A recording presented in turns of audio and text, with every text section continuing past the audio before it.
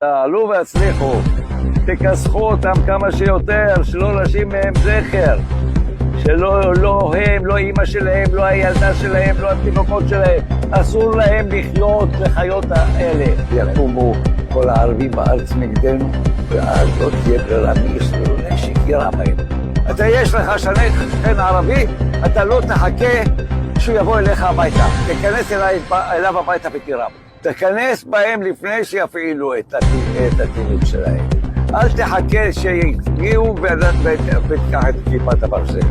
אבל אנחנו יכולים להיכנס לא כמו קודם.